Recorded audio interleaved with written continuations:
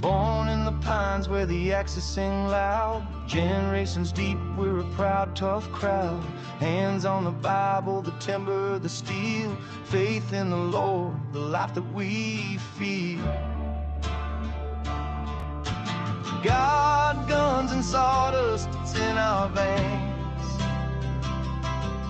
Through the sweat and the toil, through the joy and the pain. We stand on the roots of the trees we felled. Faith in the maker, stories to tell. Hey, welcome back, y'all. God, guns, and sawdust. We're like 5 days away from Christmas, man. So Merry Christmas to everybody out there. We've got some awesome guests today. We got Ace from TimberSync, and we got our good friend Michael Bary's back with us, y'all. So, hey, it's going to be some awesome times. We're going to talk about some stuff going on in the timber business. But before we do, let's go ahead and bow our heads in a word of prayer. Our most dear and gracious Heavenly Father, we come to you at this time, thanking you for this time we have to come together and talk about the resources that you've gave us, Father. We are so thankful for the many blessings that you bestow upon us, Father. Father, we are thankful for Jesus who died on the cross for our sins that we may have hope of eternal life one day. We thank you so much, Father, for keeping us all safe in the woods as we work, taming the giants, Father. We thank you for everything you've done for us and all that you do. Thank you for guiding us in the way we should go. All these things we ask in your Son's name, Jesus. Amen. Amen. Well, welcome, guys. Welcome, Ace.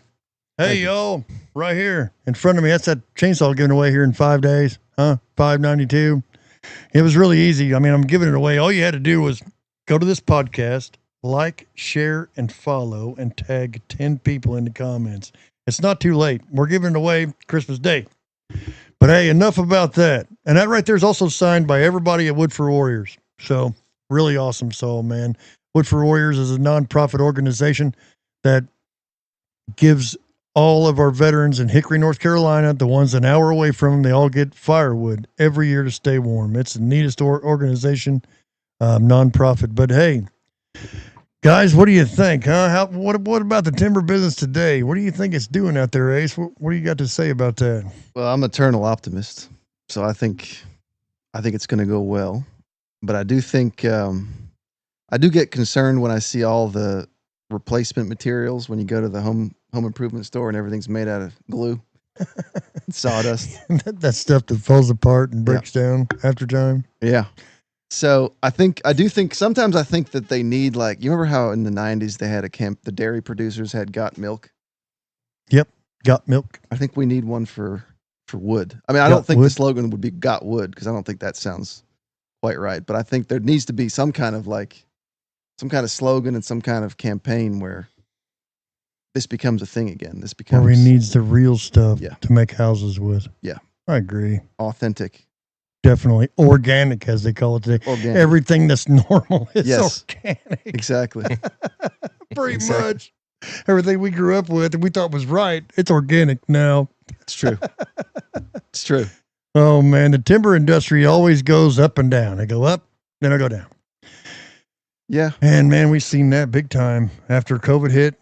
Oh, man, it went crazy, man. Everybody was selling timber. It was a booming.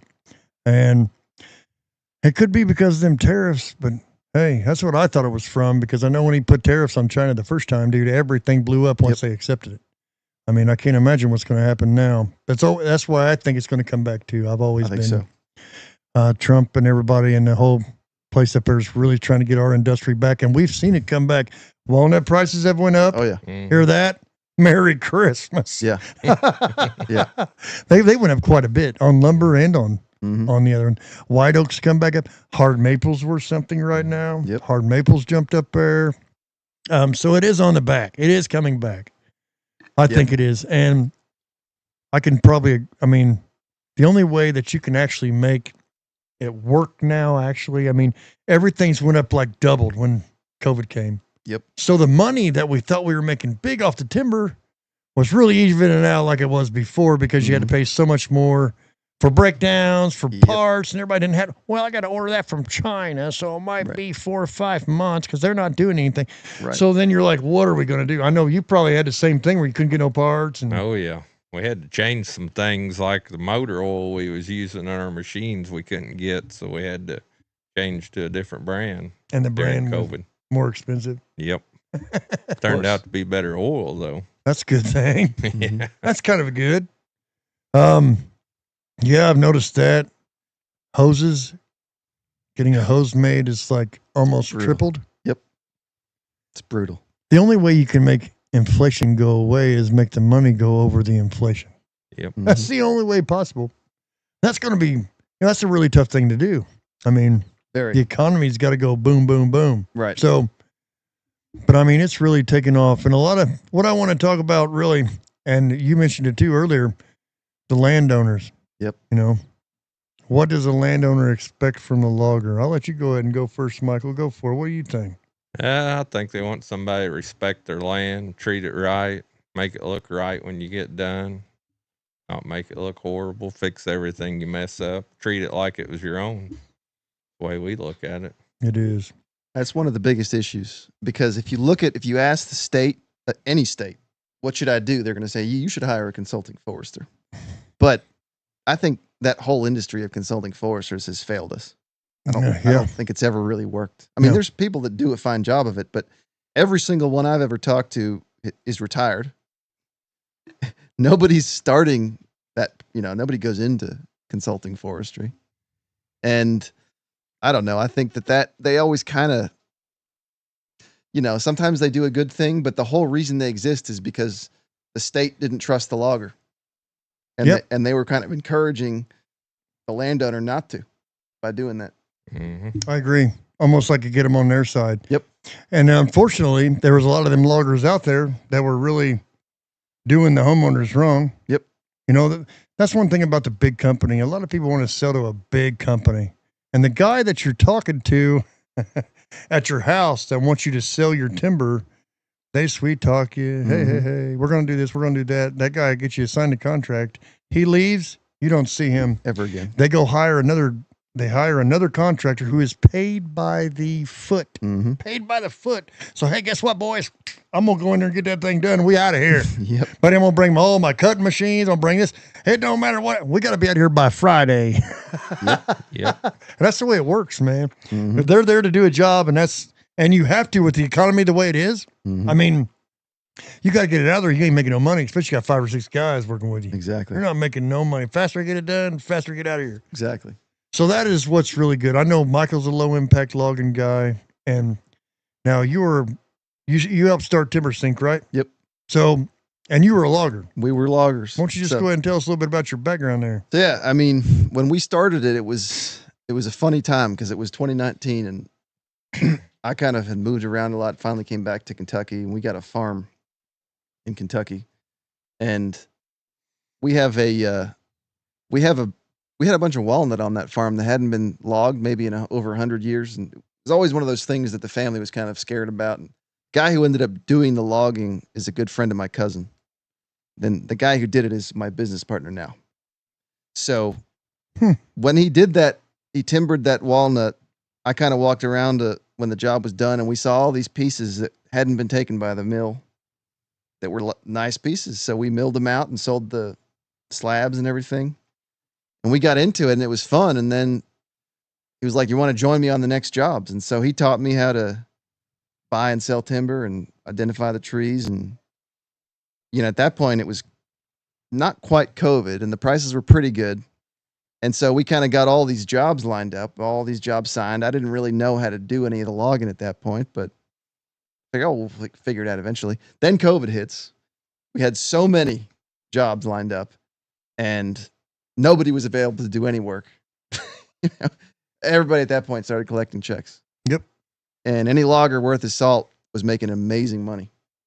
So I was like, all right, well, better learn how to get these trees down. So good thing is my business partner, he's from out west and he was a flathead hotshot. So he was working with chainsaws and putting out wildfire, and he knew a thing or two about doing this kind of work. And, he had been in the Forest Service or the Forest Circus, depending on your experience. Yeah. He, he had a good time doing that, but he wanted to do his own thing. And so we just started doing it. He's like, all right, I don't know. You don't know how to cut a tree down, but here's a bulldozer. We rented a bulldozer. It was kind of a piece of junk. It didn't have a winch. It just had some chains kind of attached to it. So there, he started cutting the trees down, and I started going out with the bulldozer and just figured it out. We just figured it out. It was the hardest way you can log, to go in there with a slow bulldozer. It's just it takes time. It took a long time, but we got it. We just kept doing that, and we started lean. I think that's the one thing you got to do if you start a new logging company, which doesn't happen very often. You got to start lean. So we were just renting a dozer from an Amish guy for like $1,000 a week. Super affordable. Yeah. And yeah, we just started doing that. And because it was COVID, you're getting $3 a board foot on walnut average. So we started actually making money. And then eventually, about 6 months later, bought a skidder. It's a timberjack. Oh yeah.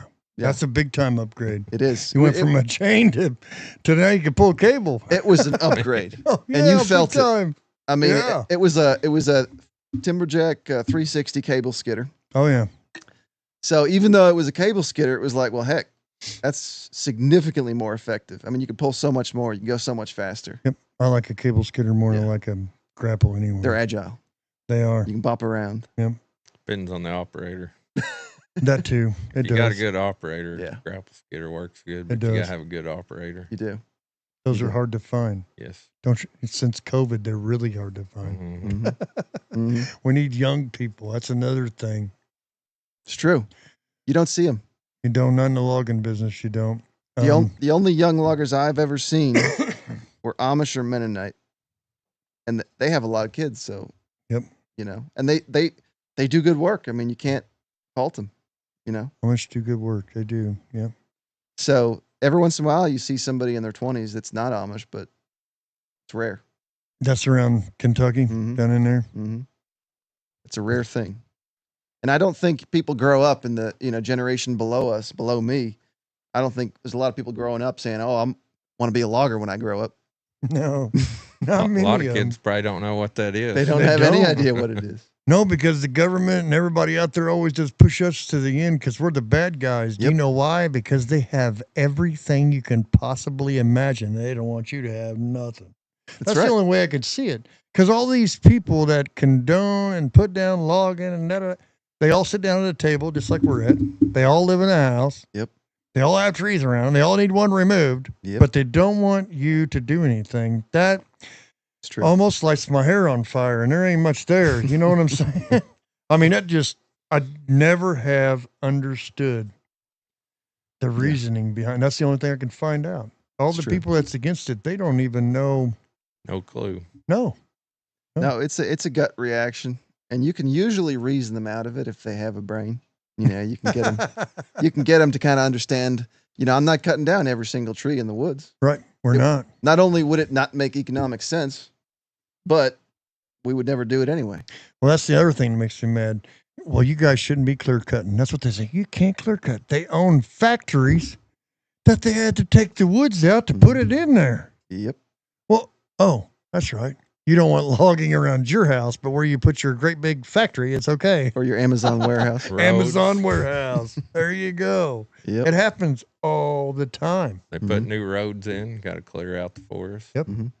69. And Yep. dude, that paid out a lot of people for what, 5, 6, 7 years? Mm-hmm.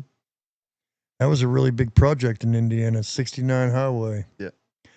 There was a lot of timber that came off that highway too, that helped pay for the highway. Did Mhm. you hear that? Mm-hmm. But yeah, TimberSync puts the logger and the homeowner together. Yeah. So that was a thing that we discovered, is that if you're starting a logging business and you're trying to run it lean, the only thing that matters is, are you finding good timber? Yeah. You can be kind of not a very good logger, but if you get great timber, that's the business. Yep. And we eventually got to where we were decent at logging, and it was fun. I miss it, but the whole thing was, are we finding timber? And if we're not good at that, then we can't do it. So we built that system. I built the system. for us. Yep. It's like, how do we find more of it? So we built the system. It's analyzing maps. It's figuring out comparisons between what it was like this year, what it was like last year, what it was like the year. It's doing all kinds of analysis. And then it's getting the latest ownership data, and it's reaching out to anybody that's relevant in a large batch. That's really neat. Yeah. Close to you. Yep, close to us. You pick the county you want, and we'll find it.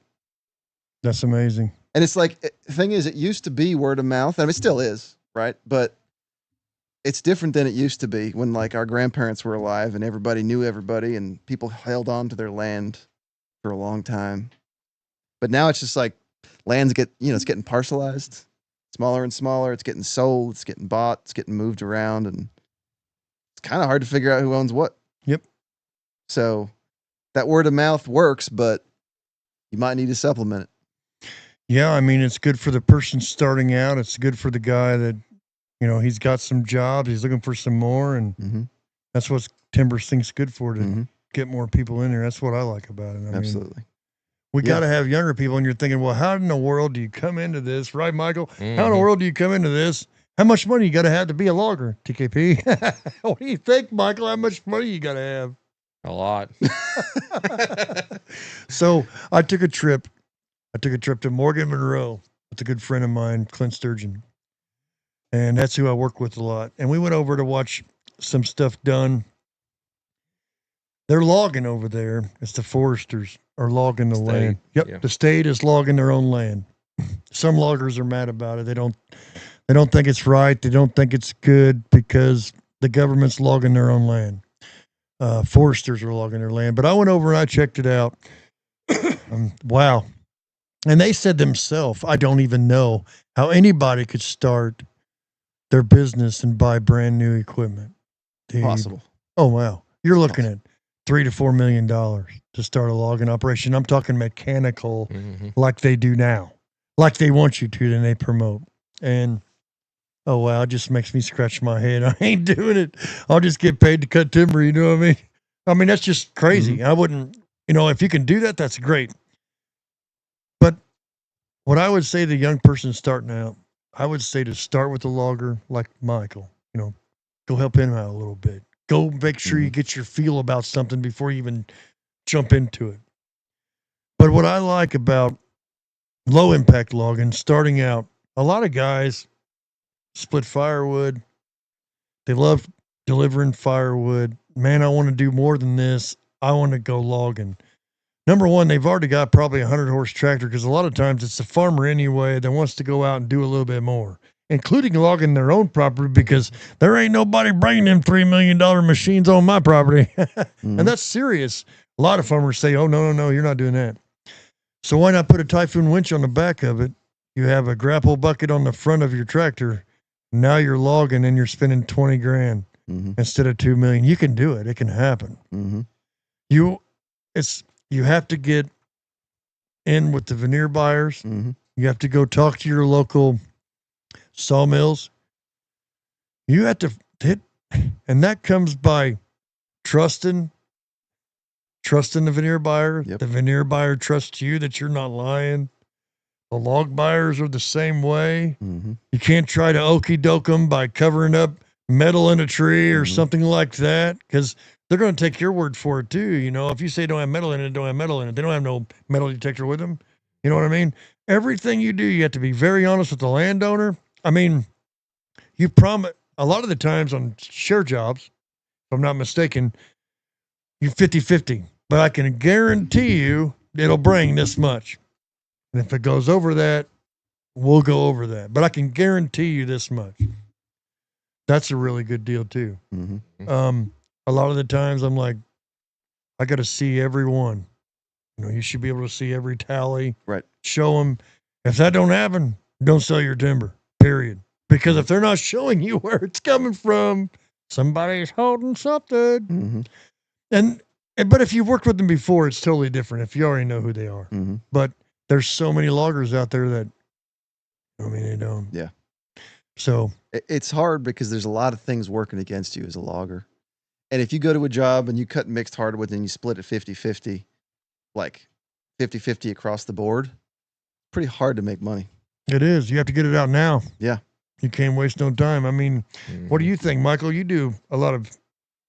Yeah, I agree with him. It's kind of hard, but then we're kind of blessed in the area we're in. We got a lot of good white oak and walnut, and in them cases, we sell veneer. We give the landowner 60, and then we give them 50 on all the saw logs and all that stuff. And yeah, you can make it work with good timber. Yeah, that's a big thing. Mm-hmm. And then the big thing about landowners and loggers together is the trust. I mean, I go out and be like, you got some pretty good timber. You interested in having it logged? I mean, they don't know me. I don't know them. So there you're back to square one trying to gain some trust. It's true. Is a big thing in the logging business. It's true. It yeah, is. the mills and the sawmills and the loggers that I've talked to have gotten annoyed at state governments telling everybody to talk to a consulting forester. One of the big problems with that is there's not enough consulting foresters out there. Not anymore. There's very few. I know some really good ones. I know some really nice guys. Yeah. I mean, but it is harder on the landowner, man. You're going to pay that guy to walk your woods and mark it all. He's going to call some people that he knows, say, hey, man, you come bid on this. Well, you done paid him anywhere from 7 to 10% of your money. Yep. That it's set there for not 80 years to grow. Why would you give him even a portion? That's just my opinion. You know what I mean? 10%. But 10%'s a lot of daggone money. You talk 20, $200,000 timber, man. I know. 40,000. That's right, dude. I mean, and there may be cases. I mean, there are cases where it does make sense, but there's just if everybody who wanted to cut their timber had to rely on a consulting forester, there would be a backlog like you can't imagine. The consulting forester needs to stay with these state trees. I'm sorry. I mean, that's just the way I see it sometimes. Yeah. I always felt like with a consulting forester too, you're kind of losing control because once they get them bids in, this company's number one, it goes to that company. Well, you didn't pick them. No. You don't pick the way they log. You don't actually even know what happened with the bid. Yeah. You don't. No. And most likely what happened was, well, I already know Jim Bob, and so Jim Bob's going to get this bid no matter what the numbers are. Now we're back to what we were talking about before, where instead of the little guy like you and me and Clint and you, you know what I'm saying? With us, we're going to come make a deal with you, and you're going to see us every day. With them big dudes, you don't know a consultant forester. He's going to come make the deal with you. He's going to tell you what he can get you.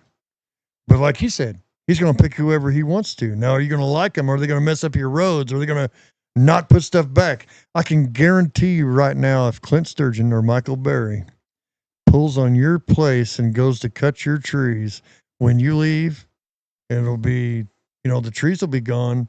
The brush will be pushed back out of your roads. You'll be able to drive anywhere you want to. Any hill will have a water bar on it, so it don't wash out.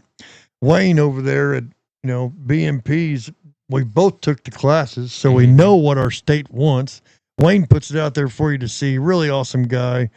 The water control that we have to go through is crazy. I mean, we have to make bridges across creeks now. We've got to do all sorts of things different. But what I can guarantee you is if Michael Bary pulls up in your driveway, gives you a bid, tells you how it's going to do, it's going to be that way when it's done.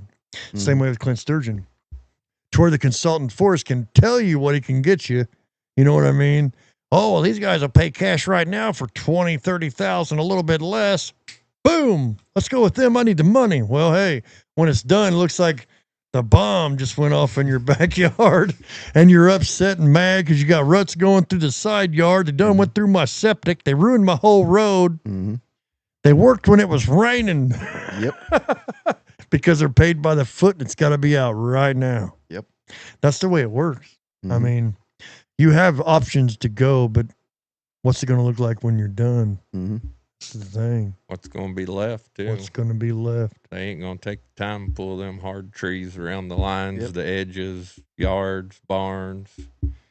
If you're like, hey, Mike, we want this tree cut off the barn, we're like, yeah, we can do that. We do the same thing. Get a few logs out of that. Sure. They're like, oh, cool, awesome. We want that tree off our barn. Nice. Now, you said something about word of mouth. I can say Michael Bary too. And dude, my dad's never advertised. I don't think Clint's ever advertised. 2 and 3 million feet of timber stand. You know what I mean? It's like we were talking about. It's what you do and how you do it, and how you know. Your honesty is in logging, man. You take one person real good, the whole community's gonna know about you, bud. How many negative complaints do them guys got? Right. Zero. It's about like us. That's a Zero. big thing right there. It is. Somebody be like, yeah, they logged our property. Couldn't say better things. Looks good. Yeah, most landowners, if you treat them right, they're going to be chill. They're going to be easy to work with. Oh, yeah. You know, every once in a while, you can tell I don't need to work with this landowner. And that's happened. Oh, that's how you avoid the problem. You just don't do the job. Yep. Hey, man, I appreciate you, but no thanks. Yep. And you know, when you talk to him 10 minutes, you know what kind of person they're going to be. Yep. But that's the same way they can look at the same thing as a logger, too. Man, I took one look at him. I didn't trust him for nothing. And that happens anywhere. And that's the bad part about a logger, man. We are the lowest ones on the totem pole and the lowest ones paid out of the whole deal. We're the ones that go fetch it. We're the ones that pull it out. We're the ones with the most dangerous job on land where we're at. We are. It is so dangerous. But we get the lowest part of the dollar. I mean, if the veneer buyer buys it from us for $15 a foot on veneer, you might as well figure they're getting 50. Yep. You get what I'm saying? And then they're selling it sliced. What in the world are they getting? Yep. That's another thing people don't understand. It may change hands 7 times after it leave ours. You know, it's funny. You're right. Because there was a time when we were logging. We had in Bardstown, Kentucky, we had a big white oak log. We put an air tag in it because it was on the road, on the side of the road. And we didn't want it to get stolen overnight. And then a couple days later, we loaded it onto a truck. Off it went. Forgot to take the air tag out. Because the way we put it in there was we took the tip. We got to do this. Do it. We put the tip of the chainsaw into the log, and it just pops right in there. And then you take a little bit of sawdust and a little bit of wood, and you chunk it in. So you can't even tell anything there. So then kind of remembered, oh, wait, isn't there an air tag still on that log? So we checked on it, and it was in Chillicothe, Ohio, a few days later. A few days later, it was in Charleston, South Carolina. A few days later, it was disappeared off the map. 2 months later, Shanghai. No kidding. Yeah. It was in a fumigation yard for them couple months. You didn't see it. Right. They were letting the bugs and stuff get out of it sitting before they can ship to another country. Yeah, we have that, don't they? But then when they come here, they don't have to do anything, do they, Michael? That's how we get what we get to take out all of our trees. That's right. That's that. Comes from a container. Yeah. Come from a container. You have to spend almost $7,000 to $8,000 a container to bomb them before you even send them out of there. $7,000 to $8,000 is what it costs us. But if it comes from another country, it don't cost nothing. But they bring their bugs over here, and as soon as they open up that container, dude, they're gone. Killed every ash tree in the country. Killed every ash tree in the country, and our oak is dying too. Yeah. Michael, this episode is sponsored by TimberSync. Timber is getting harder to find, let's face it. And I tell you what, I've done a lot myself. I watched my dad do it and everybody going around trying to find timber. Sometimes it can be really difficult, man, the old school way. But now they got a new school way, and that's TimberSync, man. These guys are awesome professionals that are there for the logger and the sawmill guys. They're trying to hook them up with the landowners near you, the guys with the big timber, you know, that pays really good, making your job a whole lot easier. This software they've got shows where the good timber is. And who owns it? It's put me in contact with a whole lot more people. They have a good game plan, a good mission, and they work hard to help their suppliers and business partners succeed. You just can't beat this, guys. This is a new way of spreading the word about the timber in your area. So make sure you guys go check out TimberSync, man. More timber, less hassle. That is a big boom, baby. You've seen it too. I know you have. Yep, red oak. Red oak. Yeah. I'm talking like maybe 40, 50, 60-year-old oak are just dying for no reason at all. About every job we get on, we see some dead red oak. Yeah. That's going to be sad if we lose our red oak because we've already lost our ash. Yeah, it's going to be rough. The red oak's a little more important. That's flooring market there. So Sure. that's where a lot of the flooring comes from is red oak. Yeah. You got to have whiskey barrels for white oak too. The stave market, have you seen it? Has it come up any at all? Very little. What's going on with that? Have you ever noticed it just like fell off? Well, the one Yeah. in Louisville closed down, right? Yeah, They- I know kind of what's going on there is independent staves, pretty big. They bought out Brown and Foreman, 2 or 3 locations. So when they bought them, they had to take their inventory. So they had to get through all that inventory. So their inventory they were making off of their mills was piling up. Mm. So now they did get through that inventory last I knew. So now they're starting to pump out of their own mills, but they got a bunch stockpiled. But it is coming up a little bit. It will probably come up more, would be my guess, because they just had to get through that inventory they bought. So did they end up buying the one in Louisville? Mm-hmm. They I did. think so. So is that Graff Brothers? Is that who that is? No, No. it's different. Different. Yeah, when we were logging, we had a guy from Independent Stave buy our stave logs, and then one day he said, "Oh, I'm not going to be buying any more logs for the next 18 to 24 months." There it was. And then he called us 2 weeks later. "Oh, guess what? I'm fired." Come on. Guess what? Everybody else is fired too. Yep. So it was like, They oh, started over again. yeah. Yep. So I don't know. I think you're probably right. It's probably going to, at some point, Come back up. yeah. Come back. But they don't treat anybody particularly well. They just kind of do what they need to do. They get her done. Yeah. That's the way it works. Whenever Mhm. people, that's another kind of crazy thing when you see people buying out other people. That's kind of crazy. And it changes everything around, but that's just Mhm. part of business, I guess. It is. I mean, yeah, the timber market always goes up and down. You just never know what's going to happen around the corner. It's hard to plan for anything or anything, you know? Yeah. Totally crazy. But all the advances we've had in science and material science, we still haven't found anything that really does quite what wood does.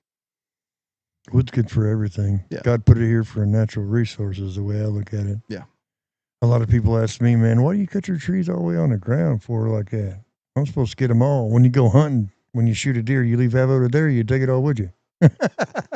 It's the same thing, man. 100%. Yeah, a lot of old timers, if you got high stumps, they'd be like, does your back hurt? Oh, yeah. Yeah, big time, man. Why are you cutting them so high? Does your back hurt? You don't want to, yeah. My dad used to say that too. We had a guy did the same thing. I'm looking over at him. He's cutting this poplar is 3 foot through. He's got this thing this tall off the ground. I'm like, whoa, that thing's hollow. When it goes over, didn't have a hole in it. I said, hey, man, you like working with us? Dude, it's a blast. I said, you won't be working with us very much longer if you don't get him about that far off the ground. Mm-hmm. You know what his problem was? What? He didn't know how to notch him in the bottom. You know, the poplar swell. Mm. So a lot of timber cutters, if you notice, they cut high sometimes. When you get down in them spurs, they don't know how to start it. I can remember when I first started cutting trees, that was one of my hardest things, man. When I was 26, where am I going to put my notch at in this thing? You just got to go at it. And once you figure that thing out, get that sweet spot, it's on. Sometimes if you're just starting out, sometimes just cut your spurs off. You can do that first. Takes a little more time, but if you're learning, that's a Good get way to your do notch it. in and you get them out of the way. That's a good idea. Definitely. I guess I didn't want to spend that much time.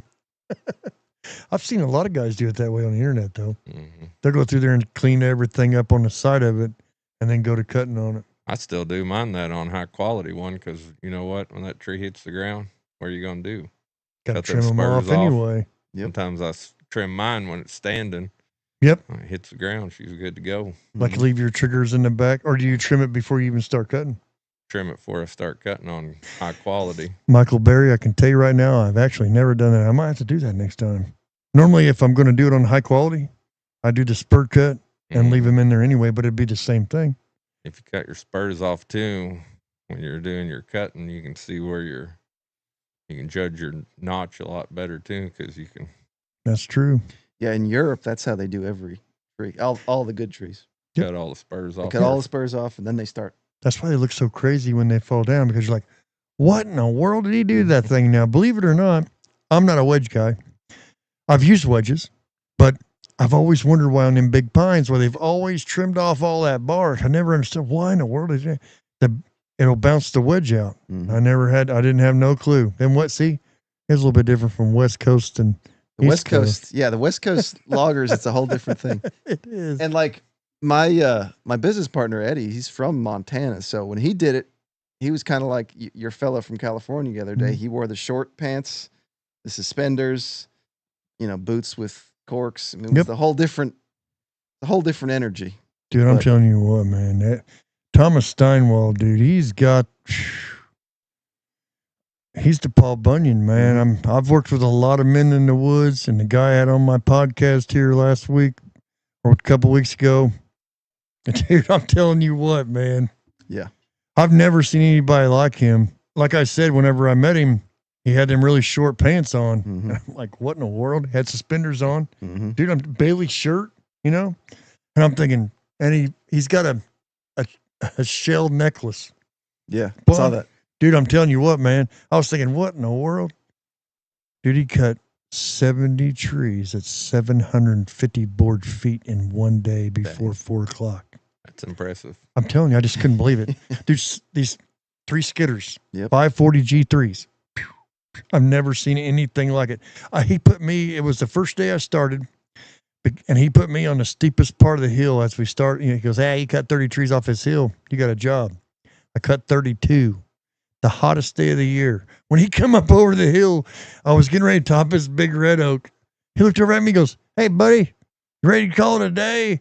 I was like, yeah, man, I'll see you out front. He rides off. I go to crawl over it to top it, and my whole legs, like my calves and my quads went, dude, I'm over screaming at the top of my lungs, laying on my back, cramping up like crazy. Mm-hmm.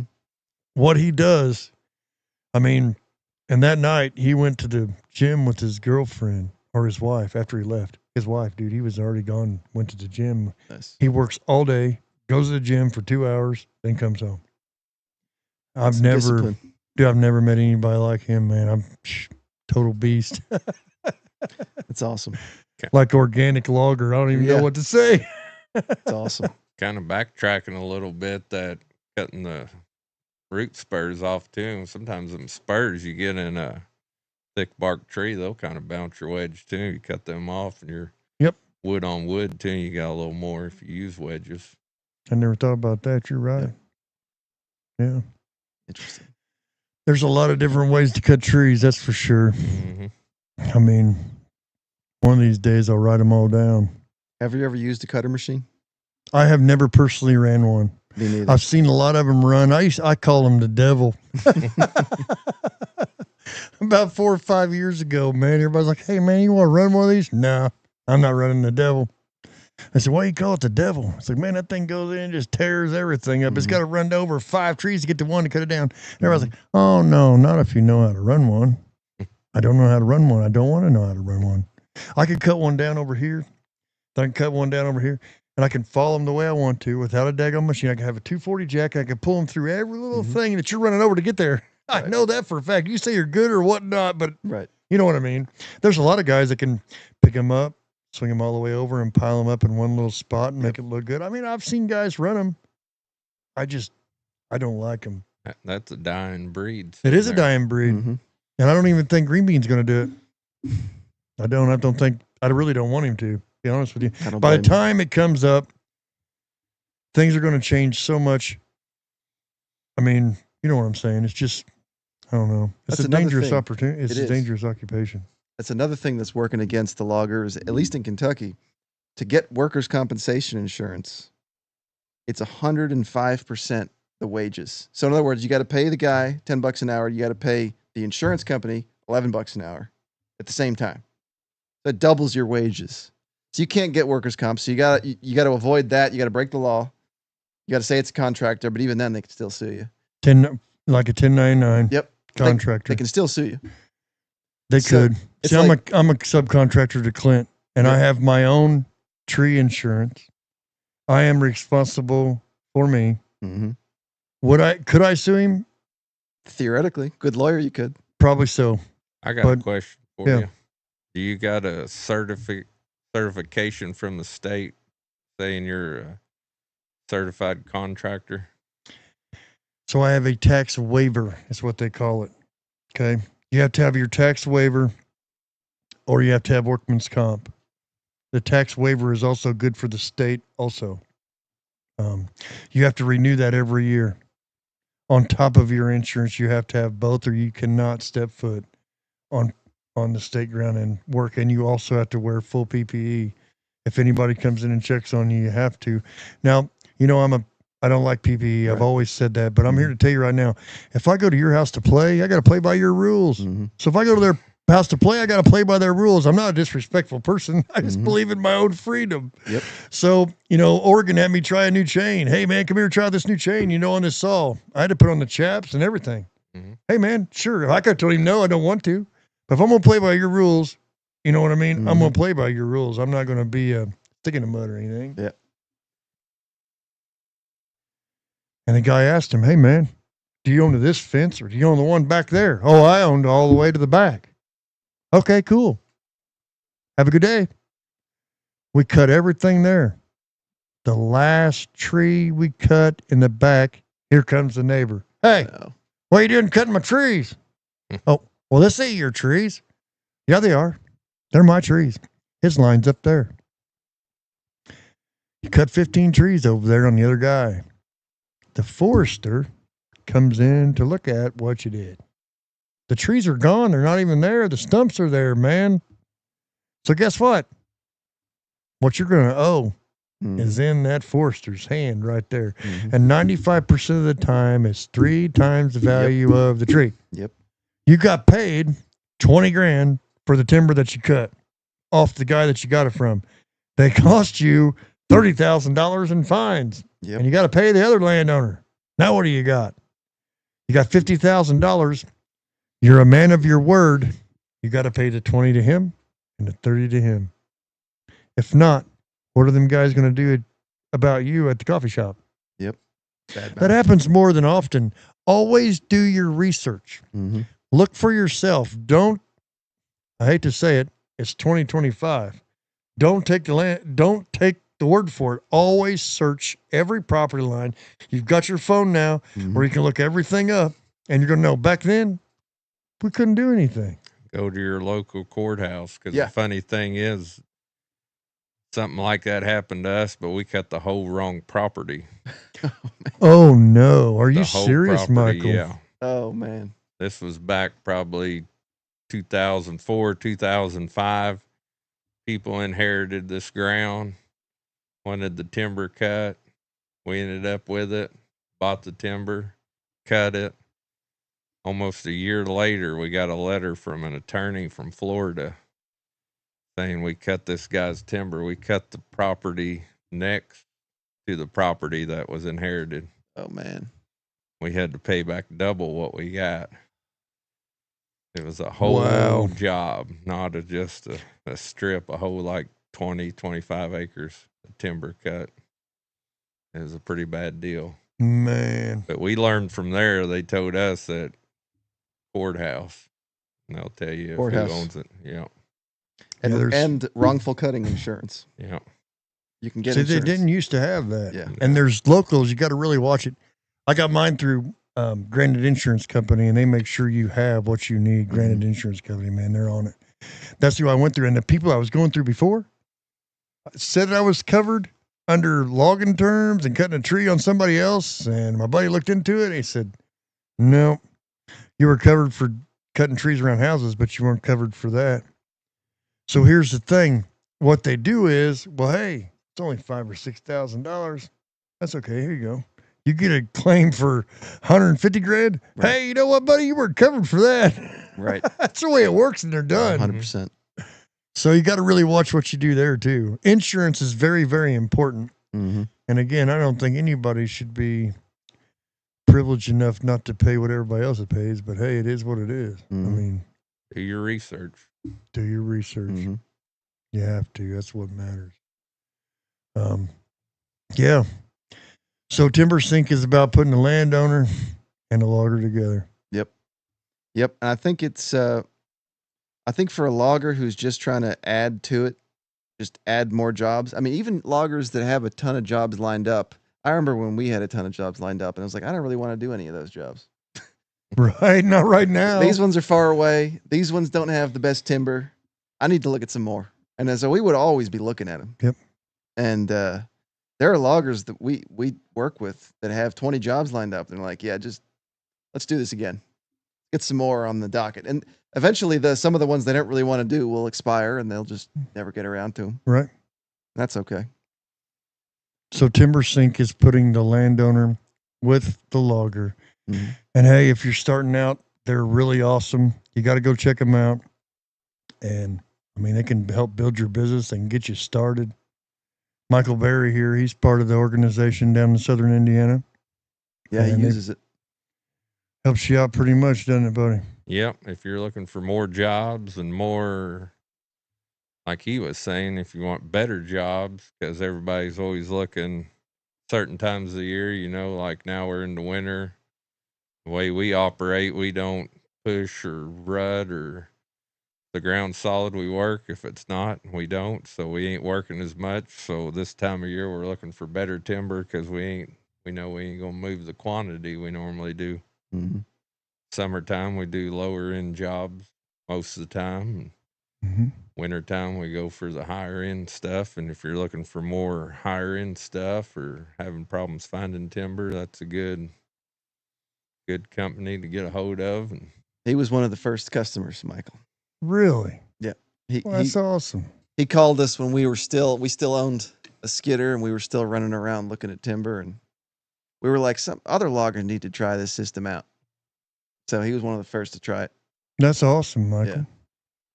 Yeah. That's something. How many states is this offered in? We're in about 40 states right now. 40 states. Mm-hmm. That's awesome. Yeah. There's timber in almost every state.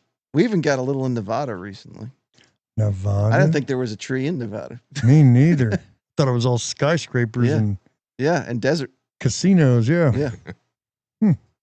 That's pretty cool. It is. Yeah, the ones out west, it's a whole different scene out there. A lot of the people that we work with out west are, they're doing fuels reduction. They're preventing fires. They're doing stuff to get the trees away from someone's house. Mm-hmm. And they're getting paid to cut the trees down, but they're not necessarily selling the timber. Some of them are.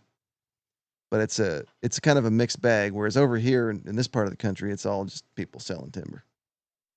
Yeah, I'm interested to go out west here in the next couple of years. I know I want to go out there to the show up in Oregon. Yeah. Coming up.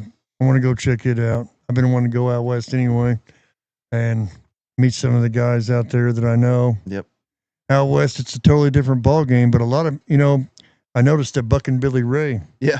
He's here in the States cutting hardwood, and he's always been up. Oh, man. He's had some cool videos. If y'all ain't checking out Buck and Billy Ray, go check him out on YouTube, man. He's a really good dude, and he's a very knowledgeable guy.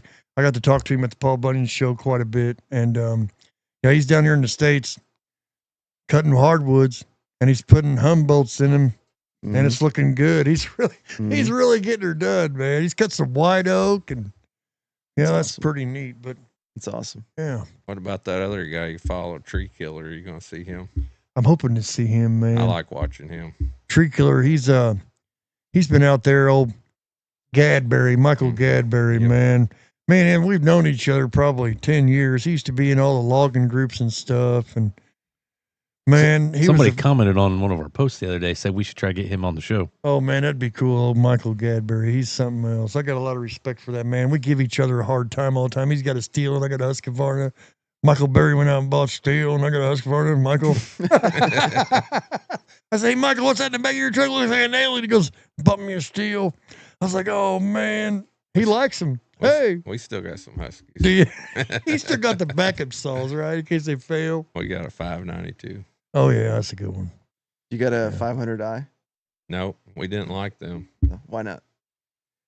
Fuel consumption and Yes, the handlebars kind of flimsy for us. We're pretty big guys, and we just felt like we could rip them apart. So I love it, Michael. That's a good one. Crazy, this thing's like a toy. We, believe it or not, we use a lot of 462s and 400s, what we like. No kidding. Kind of light, make good power to weight ratio. Yeah, they're nice. No The question. 462, everybody keeps talking about that. That's a size smaller than the 500i. That's what I can't understand. About 70 or 72. They're better on fuel. Our timber cutter, he normally cuts like 40 trees a day, and the less times he's got to fuel, he kind of likes it because he normally keeps his pig on the skidder.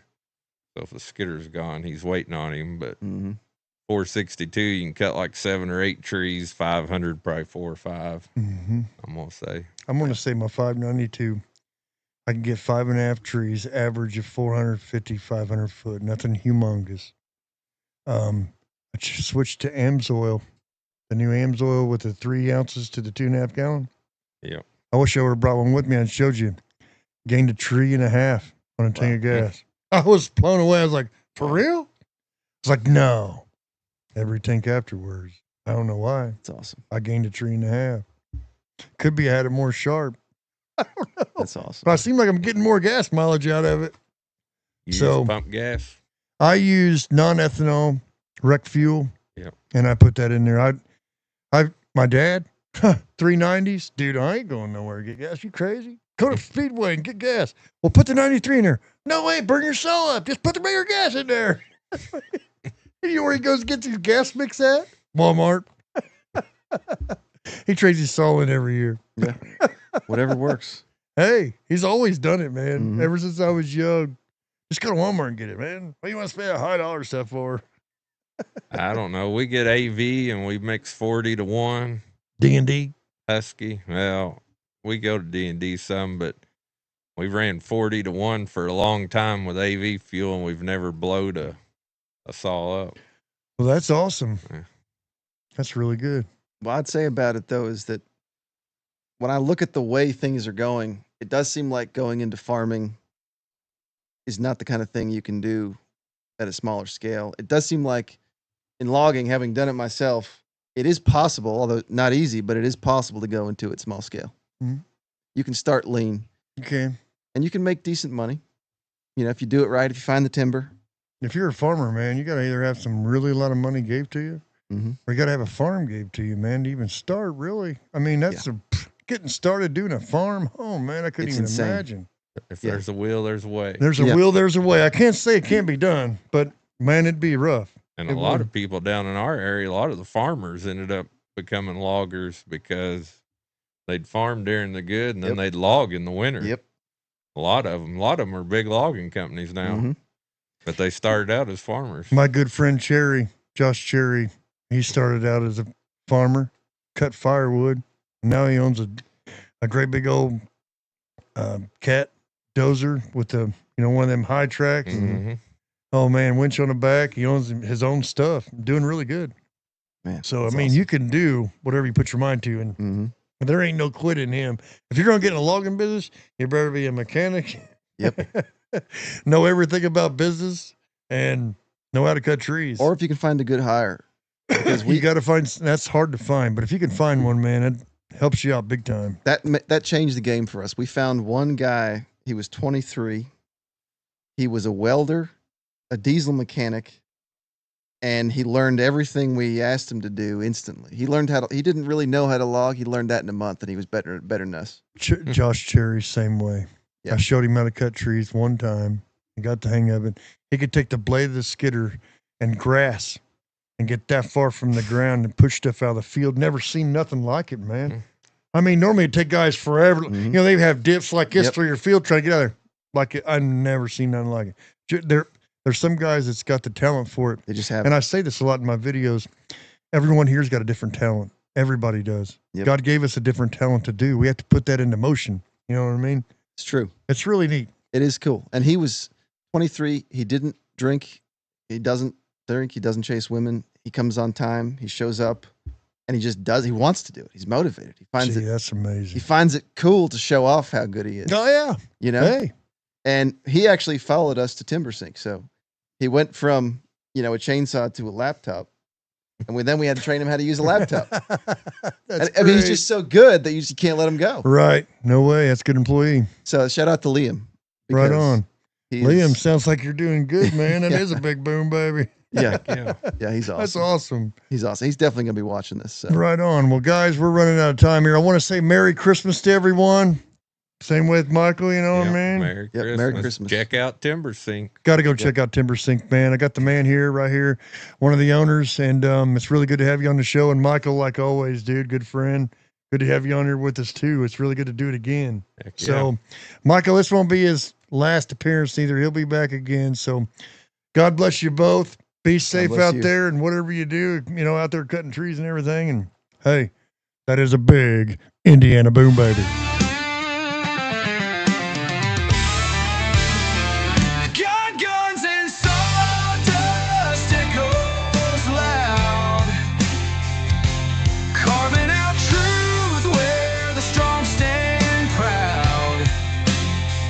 We're done for now, but we'll be back again. Tune in next time where the stories never end.